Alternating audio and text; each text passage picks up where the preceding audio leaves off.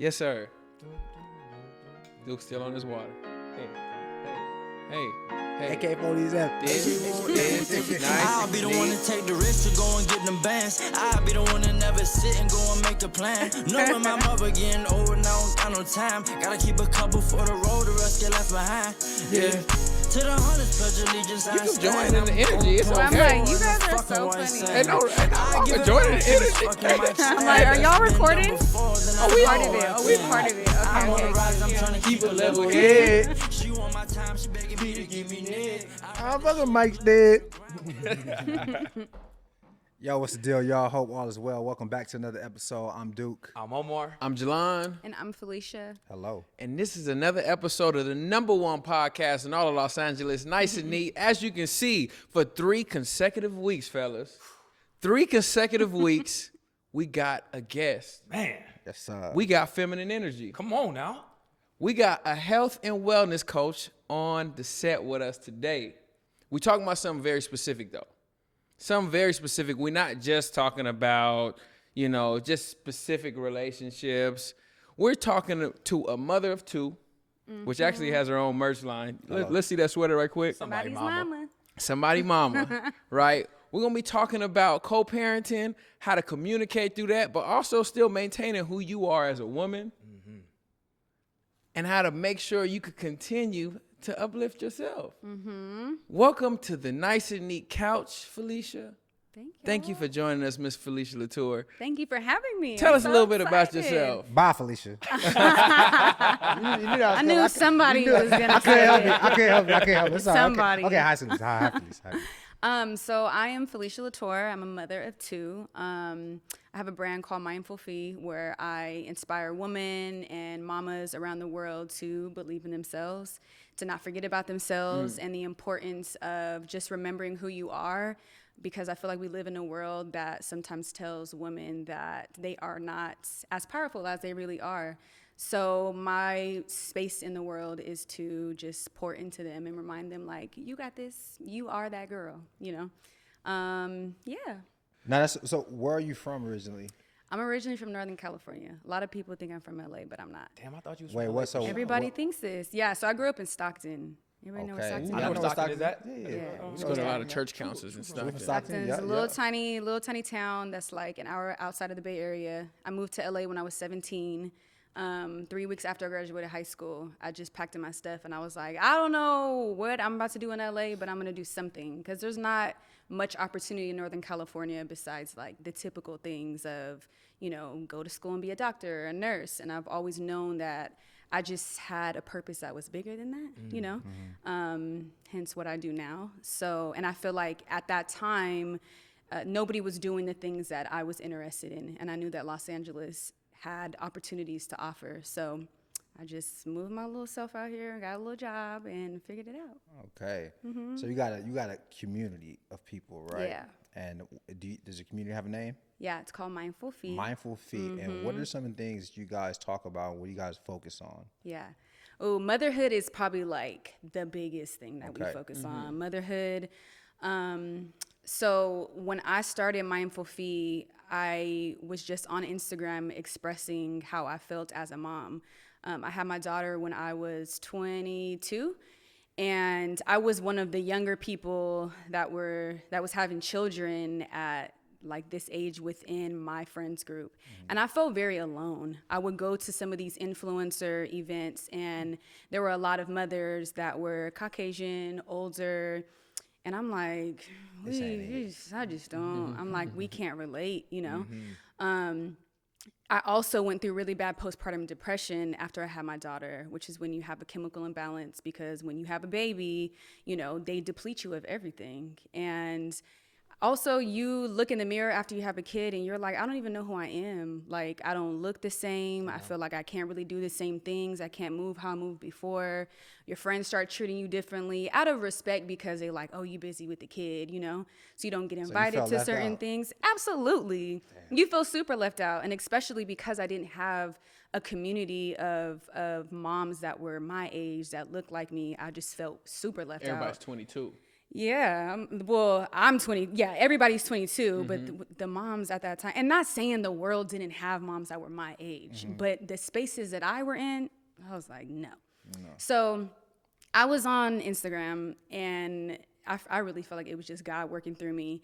And I was just talking about, like, I'm depressed. I'm supposed to be happy. I just had this baby. I have this beautiful life, but I'm not happy. Like, what does this mean? So that's when I started to really dig into working with a holistic doctor. And she taught me just really the importance of taking care of yourself, and serotonin and dopamine and, exercising and doing these things, and how within the Black community, we're not necessarily taught any of these things. It's really like, all right, here you go. And, there's other resources within other races that know, like, there's a fourth trimester once you have a baby, which is that depression time, Talk to us about that. Fourth trimester. So the fourth trimester, I feel like people don't talk about enough. If you have a holistic doctor or a doula, they educate you on it a lot more. I feel like there's more. Doula is the house doctor. It helps deliver the baby, right? Yeah, when you do it at home, whether it's like in the water at home or, you just on a flow, just thugging it out, whatever. So so once you have a baby, everything is open. When you deliver the baby, you then deliver the placenta, and the placenta has all the nutrients, all the vitamins inside of there. So when you deliver that placenta, essentially a lot of like your nutrients are now gone. It's gone. Yeah. So then, like in the fourth trimester is when like you start losing your edges. You start feeling like you're tripping. You can't use lose edges. I'm like, Not he said, that.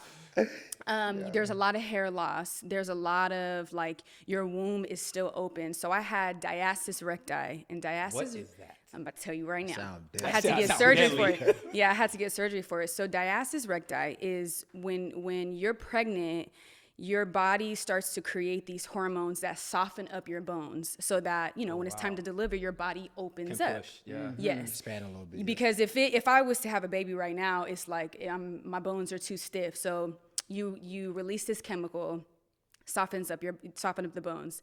So while you're doing that, everything in your body is softening up, And so diastasis recti is when you have your abdominal walls, but the baby, the way that you carry it is pushing through. So now it's like you have no core. So after you have the baby, you're also kind of like, ugh. Yeah, so I had like bad back problems. Sometimes it still looks like you're pregnant after you already had the baby for longer period of times. And a lot of women are very hard on themselves after that because they don't realize that it takes time to get back in the flow. How long do you have to deal with diastasis recti? So I had to have surgery. So I waited until I had my son, who's now 3. When he was 2, I was like, I can't do this no more. Wait, so for 2 years you were walking around unstable, feeling like wobbly, Yeah, not having strength in your core? Yeah, Wow. yeah. So when I was strengthening, I was able to strengthen so let's say this is like your abs. The center part, you That's can it. put your fingers through it. It's like it's like a gap. Yeah, you guys have to Google diastasis recti, and you're gonna be like, what the hell? So also in fourth trimester, it's important that you like wrap your body. Like there's ways to make it go back, but at the time there wasn't a lot of information. We didn't know. You just have the baby and you move on. And this is typically something that you're learning from a holistic doctor or a doula, is what you're saying? Yeah, so you can now there's more access, but before it was like those were the people that are talking about it, because Western medicine, they're not really teaching you. It's just like, I remember I had my child and they're like, here you go. I'm like, but she keeps crying. What do I do? They're like, this your baby now. I was so confused. Like, thank God I have a great support system, but it's like you literally have the baby and it's in your stomach, and then a couple hours later it's outside of your body and It's yours. it's yours. Oh, wow. Yeah, you gotta do the whole thing. Yeah. You got- So you had two children, right? And when you had, so are they both from the same dad? Yeah. Okay, so he was present throughout their growth. Okay, at this point in time right now, would you consider yourself a single mom? No, I call myself a co-parenting mom. I grew Then or now? Period. period. Yeah. Okay. Single mom is what I grew up in with my mom, and Define that for us. Can't Yeah. wait. We Yeah. want to hear it. I think I'm so Yeah. happy that you asked this question, because a lot of times I remember I felt very uncomfortable with people being like, you're a single mom. And I'm like, but I'm not a single mom. I'm a co-parenting mom. Somebody shares this responsibility with me, and somebody is extremely active, you know, in my children's life. Like I knew what I was doing when I chose him, you know. But my mom, you know, she raised 3 children by herself. Like there was no support. It was us taking care. Yeah, it was us taking care of one another, you know. So there's a difference between those two things. Single mom is a mother who's raising children with no male support. figure. You on your no own. support. There's not just because you're not in a relationship. That's how I feel. Yes. Well, no. So if you're in a relationship and you have, you know, support, I feel like You're not a single mom. Yeah, you're not a single mom. Like I'm in a relationship, but if I feel like if he wasn't there, then it's like, okay, I'm a single mom. But even though I am a single, not in a relationship, Yes. you get what I'm saying? Yes. So now we got to unpack some things because I never thought about, I think when you guys asked it, but so if you got kids and you're in a relationship with someone who's not the father, you're not a single mom? No, I feel like you can still be a single mom. Like I feel like you're a single mom though in that situation. Because those like, are that's not his kids. Right. I still feel like you're a single mom in that situation. Because he's not supporting. like He's not necessarily. he's there to support you. Yeah, But like those are not like His essentially kids. those aren't his kids. Correct. Yeah. Right. But also, are you a single mom even if you said father figure? Yeah. Right? Let's say you got an uncle in his life or the kid's life, but you don't have, you know, you're not with somebody, but there's an uncle, there's a grandfather, there's people that you could go to for support. Are you then still a single mom? I feel like that means that I'm a single mom and I have an amazing support system. That's what I feel like too. so. You know? Yeah, I feel like that too. So Yeah. now to expand on that question, now you are single, but the father of your children is fully supportive. You guys are splitting time with the children. You guys have a great co-parenting relationship as far as like, even if you're like, hey, yo, I'm going out of town this weekend. I know I'm going to be gone on the days I'm supposed to have them. Can you take care of them? And they're like, yeah, no problem. It's all good. Just because you're not in a relationship, do you still consider yourself a single mom then? Yeah. You do? Well, not sorry, a co-parenting mom. Not a single mom, Not though. a single mom. No. Sorry. Okay. Yeah. Because I feel like the term single mom gets thrown around simply based off of just what the woman's relationship status is. Yeah. So I want you to unpack that. I feel like a single mom can be, you are a singular person taking care of your children, but you can be a single mom and I'm in a relationship with a new person, but I still feel like you are a single individual mother. But then co-parenting is me and this person are, first of all, I think that even if you're married, I think you should still operate in a space of co-parenting because it's not just one individual person's job. I noticed the importance of that after we separated because a lot of it falls on the mom and it's like, but wait, like we both had these children. So I feel like co-parenting is we are both separated and we co-parent these children. It's a us thing. But is that something that a lot of women who have children feel strongly about? Like distinguishing the importance, why someone should call me a single mom? Because look what you just said, right? You said a lot of the onus falls on the woman, right? So even if we're together and if I'm in a relationship, a lot of the onus still falls on a woman. Yeah. So maybe it's that feeling that a woman can say, well, I'm a single mom because it doesn't even matter who helps me. This is still my job. Yeah. Right? Is there some like validity there? I mean, yeah, I feel It's like cool. it depends on who you're You're not gonna asking. cancel. I'm like, I feel like it depends on who you're asking, you know. But I've thought very deeply about this because I remember somebody saying like, "Oh, you're a single mom," and I would say it a couple times, and I was like, "I'm not though." I was like, "This doesn't feel right." I remember a big platform posted something about like National Single Mom Day. And he hit me up and he was just like, That's crazy. I was about to say that. Yeah, he was like, yo, like, they posted something and I'm not really feeling it. And I was like, no, I feel you. I was like, because first of all, I didn't ask them to do that, but they just looked on the outside like, oh, it's Felicia and the babies. But even when we were together, I was never really posting him like that, you know?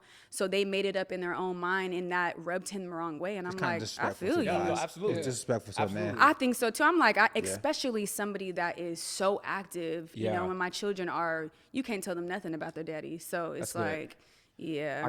I got a question. I kind of want to take a step back because I know you mentioned you were working with a holistic doctor. You were really battling depression. Yeah. You know, I want to know, like, because I'm pretty sure a lot of women go through this experience. Yes. You know, so I want to talk about how you were able to get yourself out of depression, create this Mindfulfee brand, and then be able to now help other women. You know what I mean? Because that's huge. Like, you were in a slump, transitioned out of the slump, and now you're helping people get out the same slump that you were once in. Yeah. It was very difficult. Y'all, I thought I was going crazy. I literally, and I judged myself a lot in that space because I felt like I was just losing my mind. I felt like I was losing my mind, but I felt like I was losing the older version of myself. And that transition was very difficult because I had to get to know not who is, you know, the Fee before I had children, but who is the Fee now that has a child that's a mother. And the children's grandmother, which me and the children's father, I'm really close with his mom. I call her mom too. And she was the one that was like, I've been here before and I can see what you're going through. I wanted to kill myself. I tried to kill myself, didn't work. It was crazy. And when I did like a saliva test with a holistic doctor, and she was like, you are producing negative serotonin, and serotonin. You could tell what kind of serotonin someone is producing by. Oh, yes. By their saliva? Yes. Saliva? Yeah, we in 2022. You can What? do all that. Yes, yeah. You can do it all. That's crazy. Yeah, and so also my family background is deal with like a lot of anxiety, a lot of depression, a lot of drug use, like. And I would always wonder why is I know my family firsthand. I'm like, well, we're all such amazing people. Like, why did everybody go down this route? Which was another reason why I moved to LA. Because I was like, I can't be around. It's too loud and it's pulling me in a dark space that I don't want to be in. So started working with a holistic doctor. And she just really broke it down for me. And I was just really listening to like what she had to say. And any information that she would tell me, I would apply it to my life. And then I would share it on my Instagram. And then more and more people, a lot of people at the beginning, people would email me because I was nervous to share like, this is what I'm going through. Because again, I felt very ungrateful. People were emailing me and they were like, I was going to kill myself until I saw your video. And it's all Black women, you know. I was feeling ungrateful. I was feeling like I was going crazy. Everybody could relate to what it is that I was talking about. And I had a lot of videos on YouTube at the time too.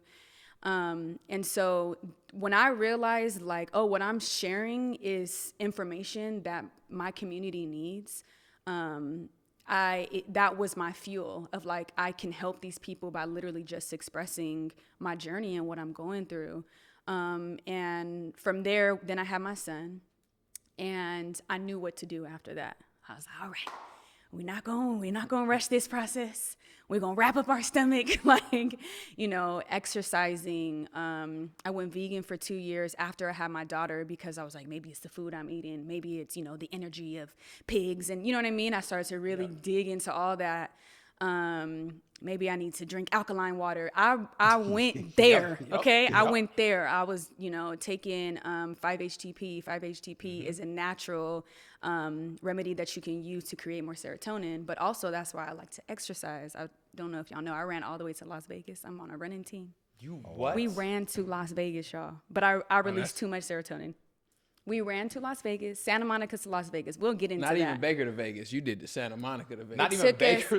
It took us 53 hours, like crazy. But I got into running post having children because it's the serotonin release. It's the dopamine. It's the, you know, so I found holistic, natural ways to like keep me up, you know, and prayer is like, that's the head honcho. See, before we get into that, you said something that I feel like our community is lacking so heavily.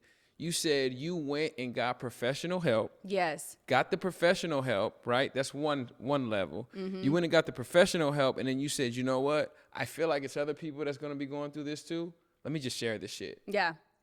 And like that right there already, I want to know, where did you say like, you know what? I think it's people going through this. In spite of my initial embarrassment, I think it's people going through this. Let me share it. Like, where did that come? Like, was that? I see you a believer. Was that God speaking to you? Like, yo, you need to share this journey. You need to share this story. Or where did that come from for you? Absolutely. I know it was God. God, like, here we go. Like, you need to go out there and do it. I was terrified, but it was something in my spirit that was like, you have to do it. It's bigger than you, you know, and I just did it, and it was bigger than me. It still is bigger than me, you know. Do you feel like this is your purpose right now? Absolutely. It's totally my purpose. Yes. 100%. You feel like you're walking in your purpose? I am walking in my purpose. Yes. That's hard. Yeah. That's hard. Yo, so you had Everybody mama on the low. so did you ever have feelings of where you felt like, I know you went through physical changes. Yeah. But just as far as just your identity, did you ever lose sight of who you were because you felt like you had to tend to children? Yes, I definitely lost sight of who I was. But again, I feel like I lost sight of the old version of me. This new version and who I am today as a mother, I really enjoy this version of Fee. I'm appreciative of where I came from and, you know, the older versions of me, because I think it's got me to where I'm at now. I know it has, but it wasn't an easy transition. It wasn't an easy acceptance, you know, having to release things that no longer serve me, whether that's going out, whether that's hanging out with friends that I have to, like, you're not serving me and where I'm at in my life, you know, I started to make decisions based off of, is this gonna better me or my children, or like, is it gonna keep us stagnant? It was hard. And I hear a lot of women say things like I can't go out, I can't eat what I want, you know, a lot of things that you miss out on them. And I want you to be honest.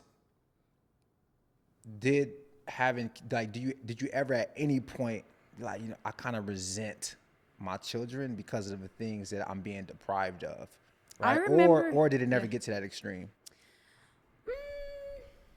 I remember there being moments of, like, not necessarily doubt. I don't even know what the word would be, but moments of,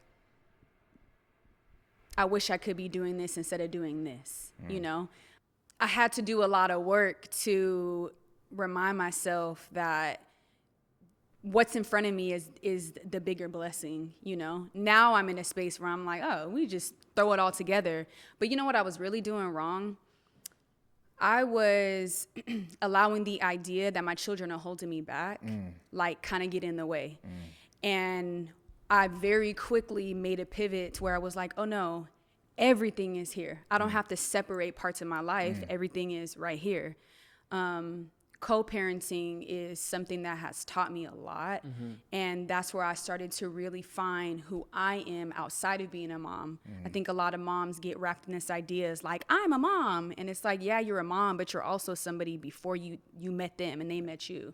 You know, so identifying what does that look like without feeling guilty, because that mom guilt is also a real thing, you know? That we'll never probably ever feel. No, but you might have dad guilt. You might have dad guilt. We can Might. get it. But yeah, you can't feel like the mom. Thanks for being sensitive to us. Appreciate that. I did want to ask you, because that's a very, very strong mind shift, and I want to know how you changed your perspective from thinking about, yo, my kids are holding me back, to like, yo, everything actually that I need is right here. How did you change the perspective on that? There was this sermon one time. Do you guys know Michael Beckwith? He's like a pastor at Agape. I don't know. It's like a spiritual church, not like your traditional church. And I remember one time he was preaching on how we separate parts of our lives, like this is this and this is this. He's like, no, everything is one and everything flows.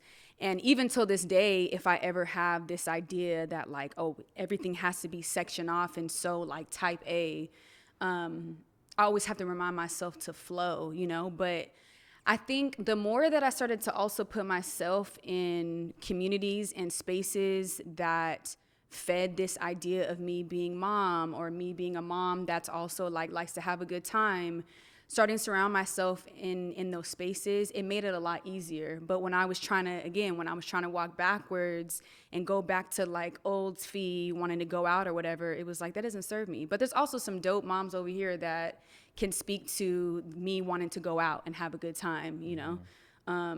But I feel like it's just like, you just transition, like you just answer the call, you know? Yeah. Answer the call. Yeah. What's the deal, y'all? Welcome back to the Nice B halftime show. I'm your host, Omar. We're sitting here with Felicia Latour, aka Fee. We're learning how to learning how to co-parent, how to like just be resilient and be a proud Black mother. And I'm so happy to have her here and and I'm happy she's here blessing us with so much game and knowledge. But you know we got to run her through the ringer, man.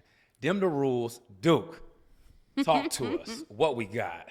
All right, so we all have rules, okay? We don't all have kids, but you do. Mm-hmm. Okay? So, just real quick, do you date other men with kids or you don't date them with kids?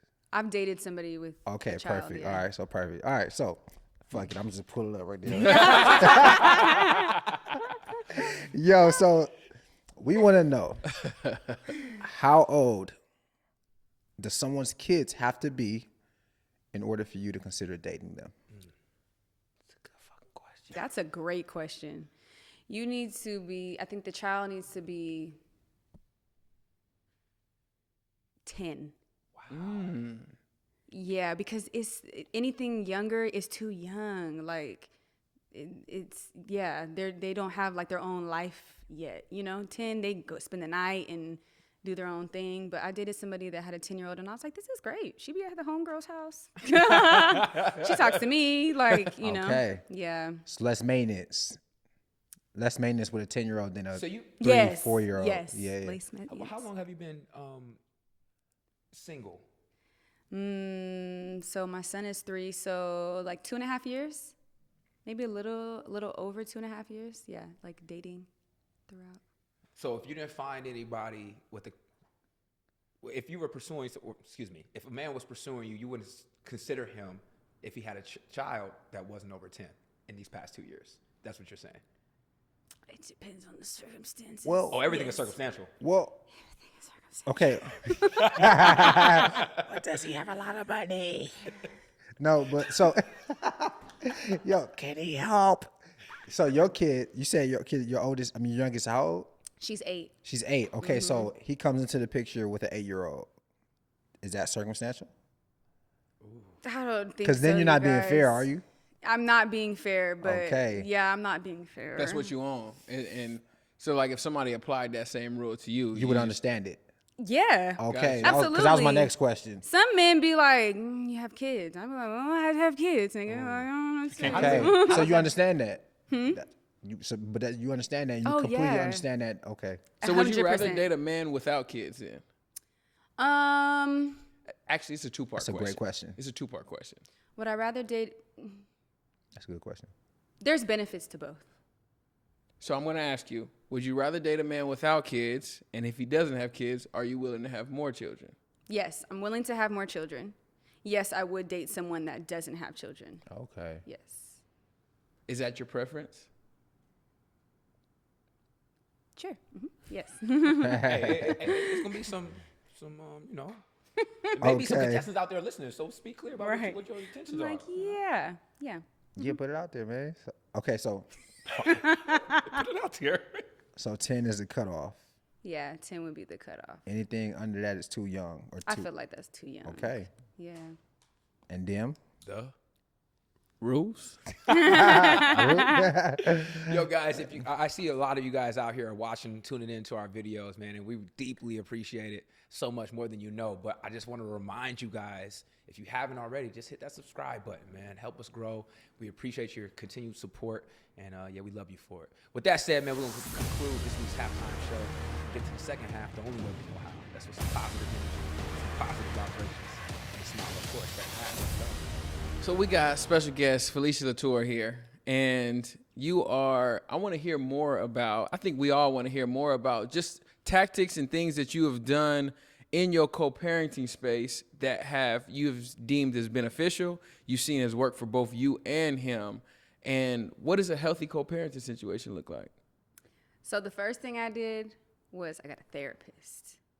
I think that every co-parent, human, every Black human needs to have a therapist. For him? For y'all or for you? For myself. Okay.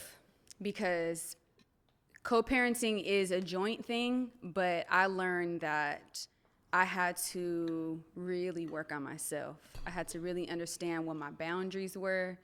I had to know how to put those up and not allow any outside energy or even myself to overstep my boundaries. So like no sex with your baby daddy, that type of shit. Oh yeah, that's out. That been out, yeah. Well, Well, I'm just how not long that did it gal. take for that to get You know out? what I'm saying? Well- She said boundaries. Well, we never, like when we separated, we just like separated. Yeah, that was like it. So this idea of like, are we going back to baby mom? Like that wasn't our situation. We like didn't like each other after. Okay. Yeah, it was like, I don't like you, you don't like me. And we're raising these kids. I think more recently is when it started to get like more positive and more, Healthy.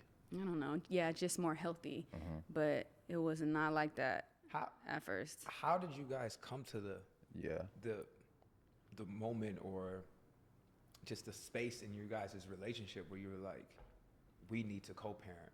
Because we oftentimes see where like relationships don't work and the woman is sometimes unhappy because the relationship didn't work, and like co-parenting is not even on the table. It's almost like, and this is something I've never really understood, it's like, you can't see the kids. Yeah. Or I never really understood that. And I'm not saying that's not anything you went through, but I want to know, like, and I'm pretty sure a lot of other people want to know, how did you guys get to a space where you're like, hey, listen, this is not working between you and I, but we both know we both need to be present in these kids' lives and we need to find a way to make this thing work. Like, how did you guys come to that agreement? Yeah. So I agree that, and obviously I always say like, if it's unhealthy circumstances, then you don't bring, you don't allow the children to see their father, right? Like if it's a dangerous situation, like, and it was never on my heart, my spirit, my mind to ever keep my children away from their father, because I know that he's a good person. Him and I just didn't work, our romantic relationship just didn't work. So Why though? Like, I feel like we were really young when we had my daughter. We were both still trying to figure out our career. There was a lot that I didn't understand as a woman, as a mother. I don't think that I knew how to support him properly, and I don't think he knew how to support me properly where we were at. Now that we're older, I just be looking like, if we could go back in time, I'm sure he would say the same thing. You would crush it. I would, Yeah. I would, but I've done so much work, and I think us separating and being co-parents made him an even better father and an even better man, and it made me an even better mother and a better woman, because you have to be present with the children 50% of the time. So the first thing that I did was therapy. And the second thing was I started to create boundaries. Like that boundary thing is really important, because a lot of times when you do co-parent, whatever your situation that you work out, not everybody goes straight into 50-50. It took us like a year to get to 50-50. At first it was like, okay, I'll have the kids 2 days out the week, or he'll have them 2 days out the week and then I have them the rest. And then I was like, but I also can't work because now I'm head of household.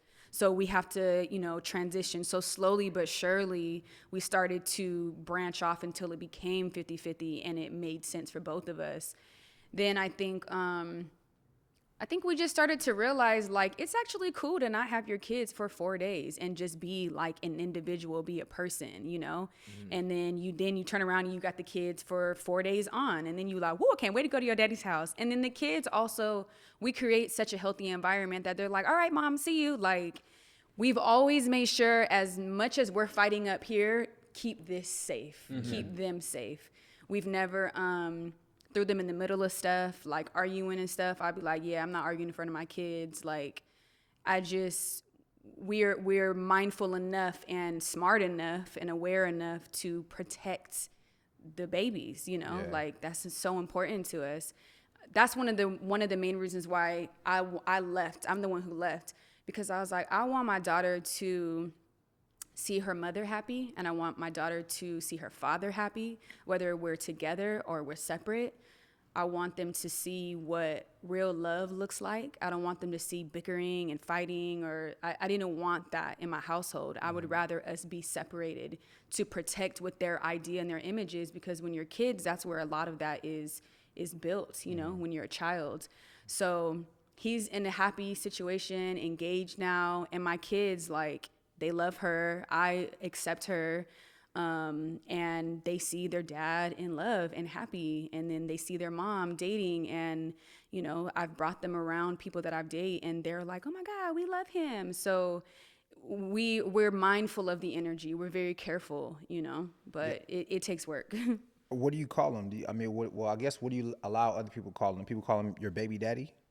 I say the father of my children. Okay. I feel like that's like, You don't like baby daddy, baby mama? I don't like baby daddy. Do you feel like that has any influence on how the relationship of two people that are co-parenting? Does that have any influence on the way you guys talk to each other and interact with each other? Like by what you're calling him? It could, yeah, because I remember like there was one situation we had, and he was like, you know, my baby mama talking to me, like my baby mama stressed me out. And I'm like, first of all, but it was, that triggered me. I was like, I don't like that. Yep. I'm like, don't call me that. Like, I'm their mother. I can see that. You know, yeah, I was just like, yeah, no, we're not doing that. But we call each other Lifey, you know, I call him by his name. On your platform, is that something that you talk about with everyone who admires you? Is that something that you talk about? Just because I think words do have power in relation to what Duke was talking about. I think words do have power. I think baby daddy and baby mama does have a negative connotation. Yeah. So is that something that you talk about on your platform, or you kind of just allow people to just like, yo, if that's the space you operate in, that's the space you operate in? Yeah, I kind of like, you know, to each his own, because some people, you know, people are sensitive these days. So you say something, they're like, well, that's not my situation. And it's like, I wasn't trying to offend you. I'm just saying, I think words hold power, you know. It doesn't work for us, you know.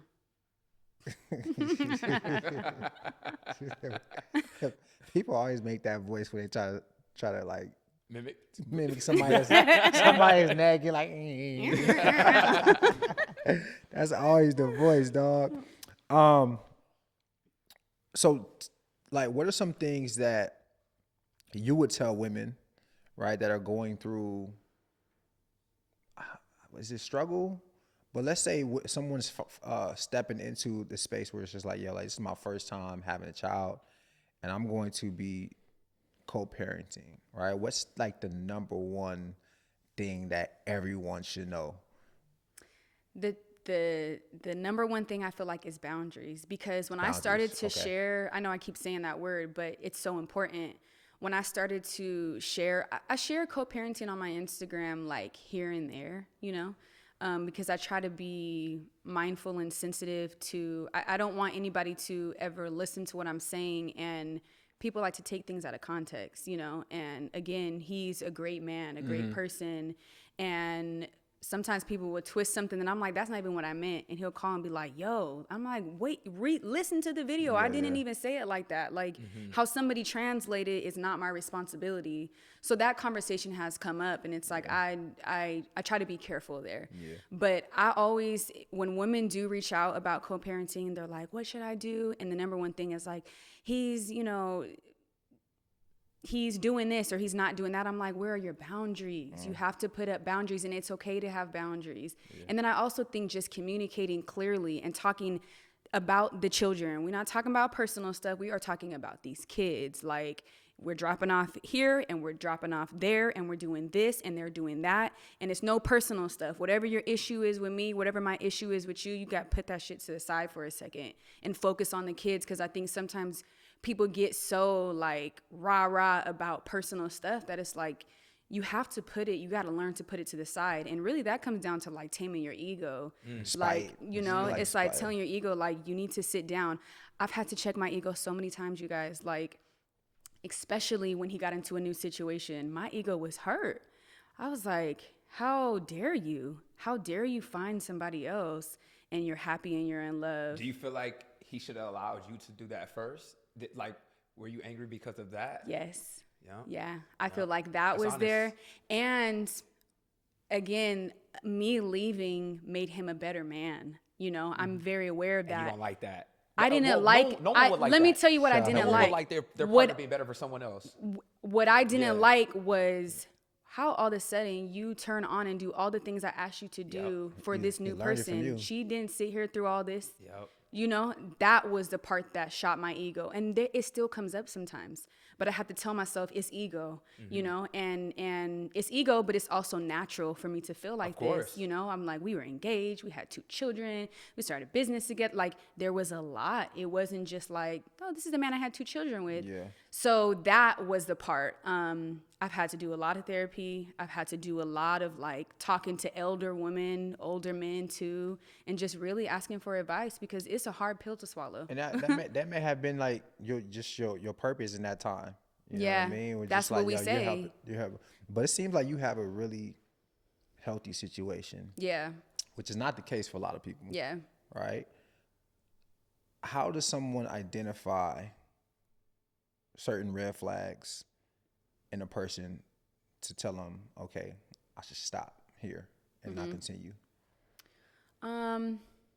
Control. I feel like if a man or a woman is trying to like control you or use the kids kind of like as a pawn, you know, think that's like a really big thing. Just like mental, verbal, physical abuse is obviously, or even before even getting to the point where we have kids. You know, how do you look for how do you see like, yo, this is this person suitable for what I need? Yeah. You know, in a for lack of better words, baby father. Yeah.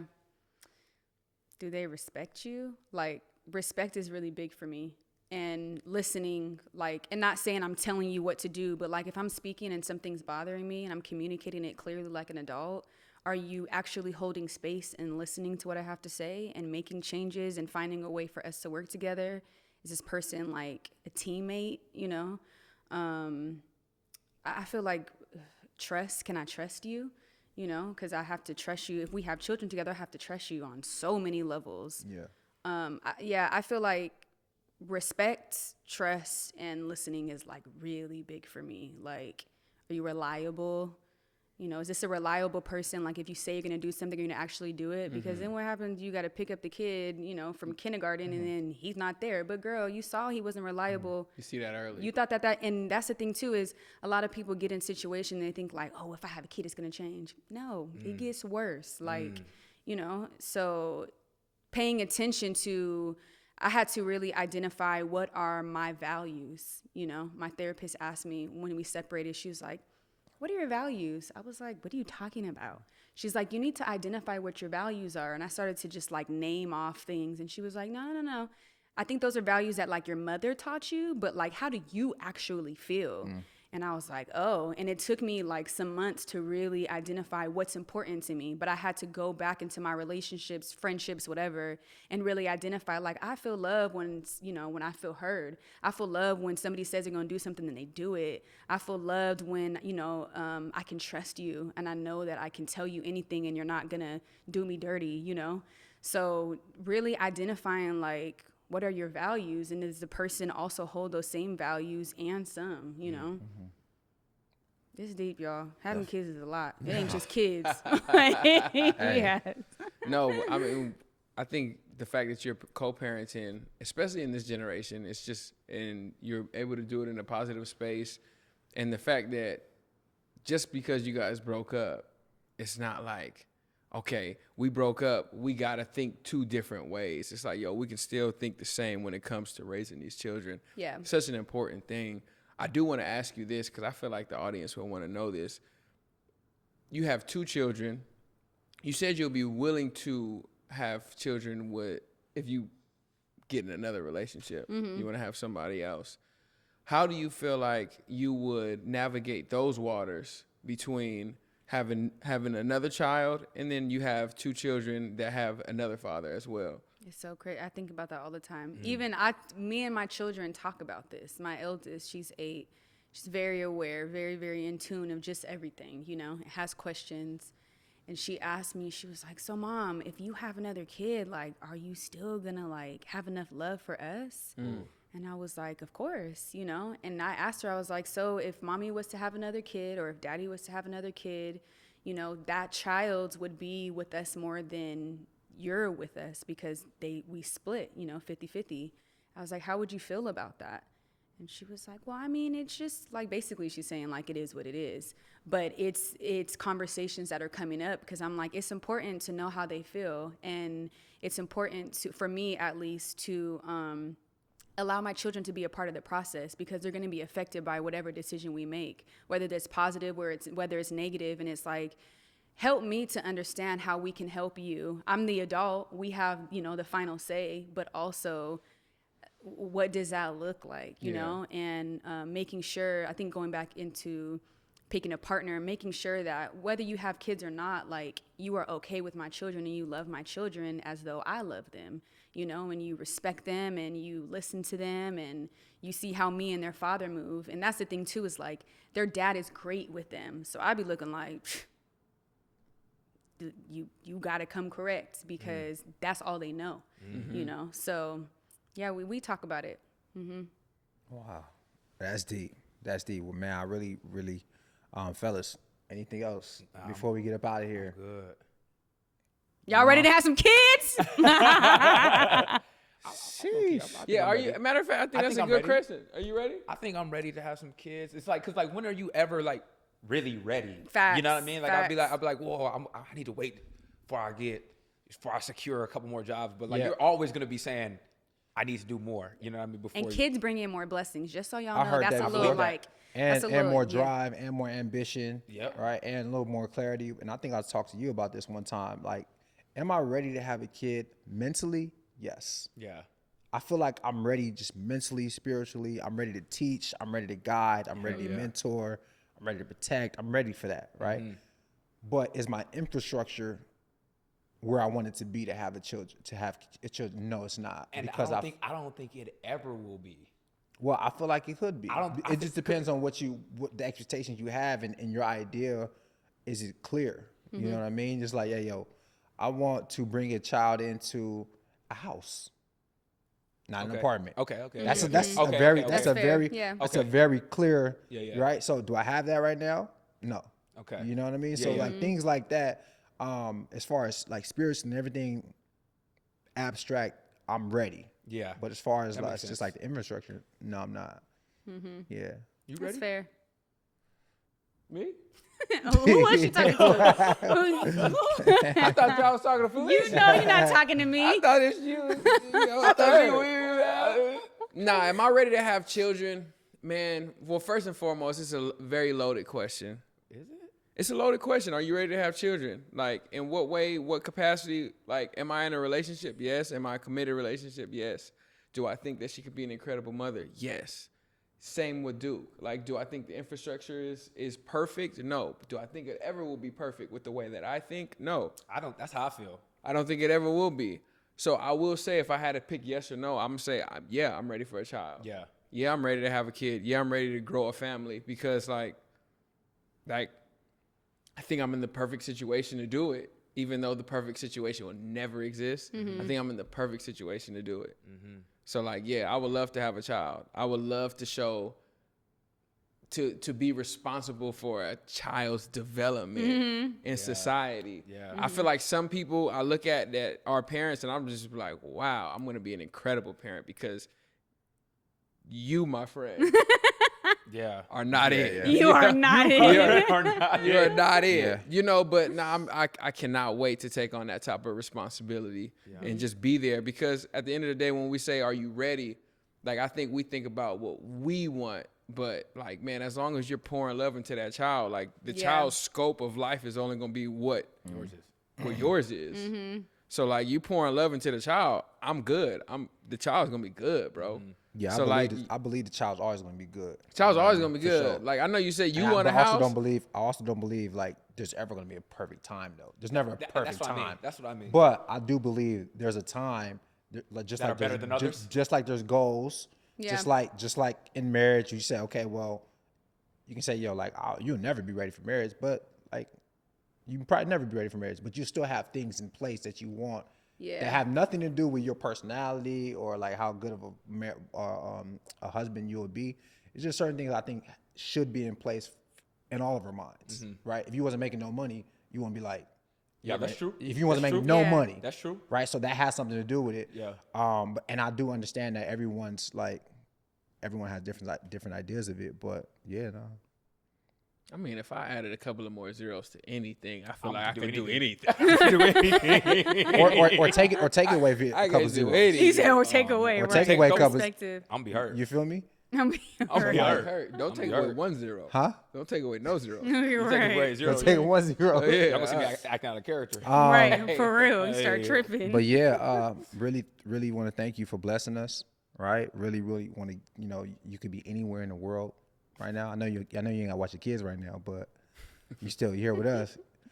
So really want to just thank you. We're grateful. Right? We need feminine energy. They've been calling for feminine energy. So They actually been calling for you specifically. yeah. This is exciting. So thanks for dropping She knew by. that. She knew that. No, I didn't. He told me, and I was like, really, me? Yeah, you. It's exciting. Yeah, Yeah, you, ma. you. Somebody, mama. Yeah. Tell us where we can find you. So you can find me on my personal Instagram, Felicia Latour, or Mindfulfee, MindFulFee.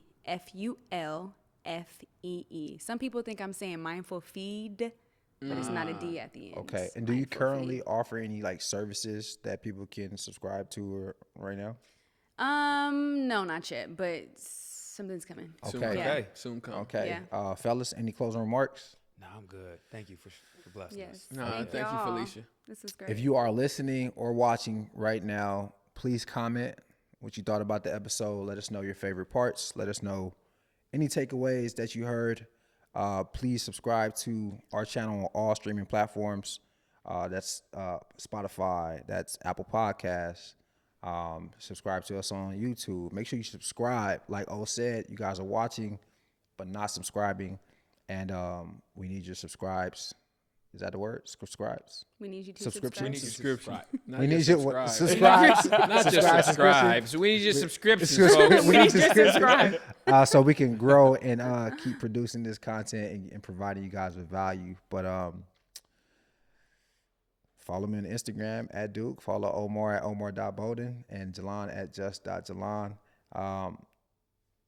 Much love, much gratitude. Till next time, I'm Duke. I'm Omar. I'm Jalon, And I'm Felicia. and this is another episode of Nice and Neat, and that's that on that. Peace. Bye, Felicia. Bye. I be the one to take the risk to go and get them bands. I be the one to never sit and go and make a plan. Knowing my mother getting older, now I don't got no time. Gotta keep a couple for the road, the rest get left behind. Yeah. To the hundreds, pledge allegiance, I stand. I'm going for